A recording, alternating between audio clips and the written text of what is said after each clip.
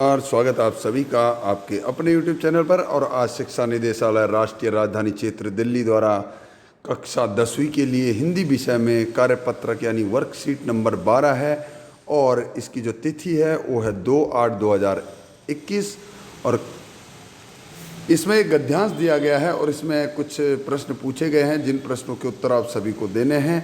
गद्यांश को आप सभी को ध्यान से पढ़ना है, तभी आपको इन प्रश्नों के उत्तर यहाँ पर मिलेंगे।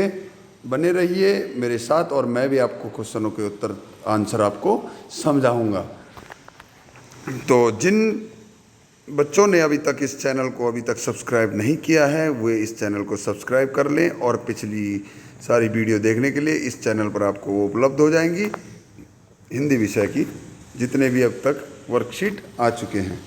तो चलिए शुरू करते हैं इस गद्यांश को और गद्यांश में क्या लिखा है उसे देखते हैं। भाषा वह साधन है जिसके द्वारा एक प्राणी दूसरे प्राणी पर अपने विचार, भाव या इच्छा प्रकट करता है और दूसरे के विचार, भाव आदि को ग्रहण करता है।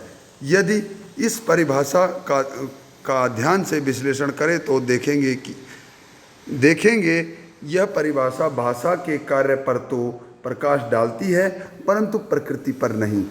इससे यह ज्ञात नहीं होता कि वास्तव में भाषा कैसे जन्म लेती है, कैसे विकसित होती है और इसका स्वरूप क्या है।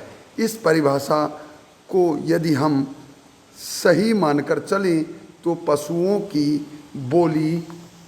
बोली, इंगित भाषा, मुख मुद्राएं आदि सभी को भाषा के अंतर्गत सम्मिलित करना होगा। परंतु इन संकेतों और मुख मुद्राओं को हम भाषा का नाम नहीं दे सकते।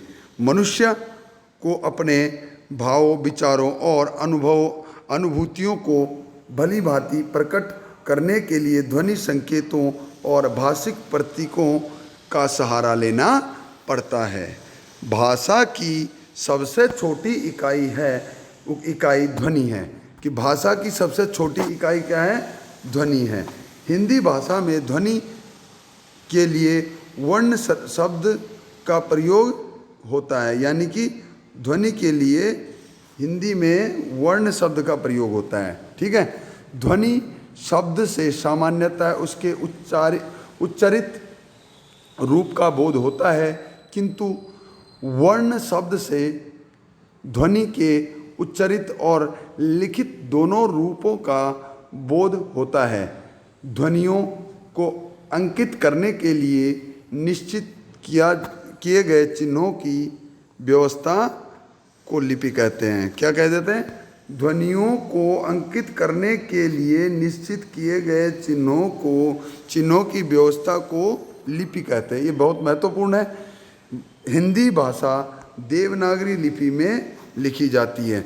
वर्णों के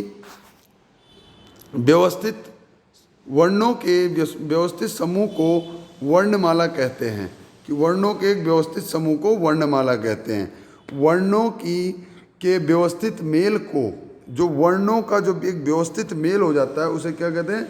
शब्द कहते हैं। और शब्दों के व्यवस्थित क्रम को वाक्य कहते हैं। सभी व्यवस्थित तरीके से हो तभी हम उसे वाक्य कहेंगे। इन्हीं वाक्यों से मनुष्य एक दूसरे के भाव और विचारों को ग्रहण करता है और अपने विचारों को दूसरों के प्रति प्रेषित करता है। तो ये एक महत्वपूर्ण गद्यांश आपके लिए है और इसमें भाषा के बारे में बहुत अच्छे से समझाया गया है कि भाषा क्या है, भाषा की प्रकृति क्या है, भाषा की परिभाषा क्या है, भाषा कैसे बनती है। ठीक है। हिंदी भाषा किस तरह से बनी हुई है और साथ ही साथ ये लिपि कौन सी है भाषा की। इस गद्यांश के माध्यम से हमने यह सब जाना कि वर्ण क्या होते हैं। ठीक है। जो उच्चारित रूप का बोध करवाते हैं। ठीक है। ध्वनि शब्द का सामान्यतः उसके उच्चारित रूप का बोध कराते हैं, किंतु वर्ण, ये यहाँ पर ध्वनियों को अंकित करने के लिए किसकी व्यवस्था की गई है? वर्णों की। और वर्णों का व्यवस्थित रूप क्या कहलाता है? वर्णमाला कहलाता है। ठीक है। और वर्णों के मेल मेल को शब्द कहते हैं। जो वर्णों के मेल से बना होता है उसे शब्द कहते हैं, ठीक है। और शब्दों का व्यवस्थित क्रम क्या होता है? वाक्य होता है। और वाक्य क्या होते हैं? जो मनुष्य या वाक्यों के माध्यम से मनुष्य अपने भावों और विचारों को ग्रहण करता है और दूसरे तक प्रेषित करता है, यानी पहुंचाता है।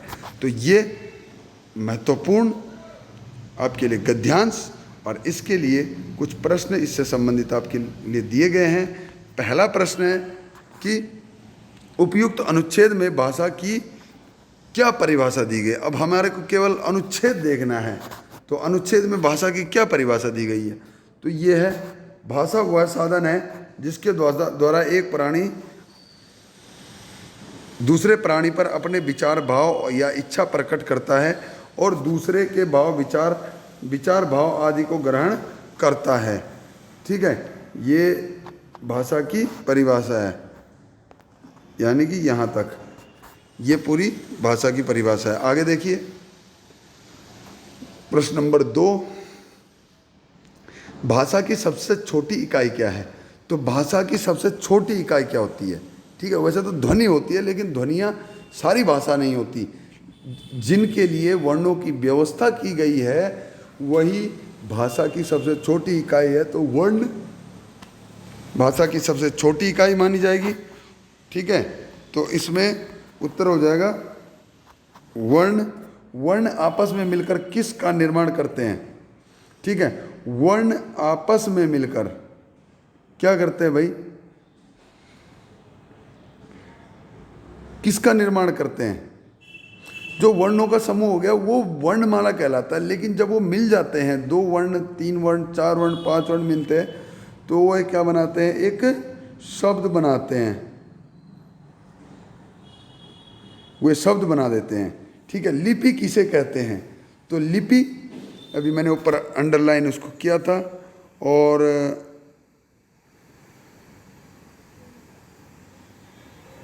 ये जो हमारा लिपि है, ये है लिपि के लिए। कहाँ है? ध्वनियों को अंकित करने के लिए निश्चित किए गए चिन्हों की व्यवस्था लिपि कहलाती है। यानी कि ध्वनियों को अंकित करने यानी लिखने के लिए निश्चित एक व्यवस्था की गई है, वही व्यवस्था क्या कहलाती है? लिपि कहलाती है। और हिंदी भाषा की लिपि का नाम बताइए। तो हिंदी भाषा की लिपि जो है वो है देवनागरी। तो हिंदी भाषा की लिपि कौन सी है? देवनागरी लिपि। बहुत महत्वपूर्ण प्रश्न है। आगे देखिए प्रश्न नंबर 5, अपने आसपास की ऐसी ध्वनियों की पहचान करके सूची बनाएं, ये वाला है, जिन्हें आपने सुना है लेकिन उनके लिए किसी वर्ण या भाषिक प्रतीकों की व्यवस्था नहीं की गई है, जैसे चिड़िया की चहचहाट। ऐसे ही आपके आसपास कोई भी ऐसी ध्वनि हो, ठीक है, जैसे मैंने कोई टेबल बजाया, ये आवाज़ आई, लेकिन इसके लिए क्या शब्द है? कुछ है ही नहीं। तो इस तरह की ध्वनियों के लिए आपने कुछ शब्द लिखने हैं, वो यहाँ पे आप सभी को करने हैं, ठीक है। और जो भी आपके पास पत्ते के झड़ने की, पत्ते के हिलने की, टेबल के बजने की, ठीक है, किसी सूखी लकड़ी के टूटने की, कागज़ के फटने की, चिड़िया के चहचहाने की, कुत्ते के भौंकने की, बिल्ली के, है ना, बकरी के, कोई भी ऐसी आवाज़ जो जिसके लिए कोई ध्वनि नहीं है, वो आपने लिखने हैं, ठीक है। इस यहाँ पर नीचे आगे देखिए एक संदेश आपके लिए जो हर वर्कशीट यानी कार्यपत्रक में दिया जाता है कि कोविड-19 के विरुद्ध लड़ाई में सुरक्षित रहने के लिए मास्क पहने।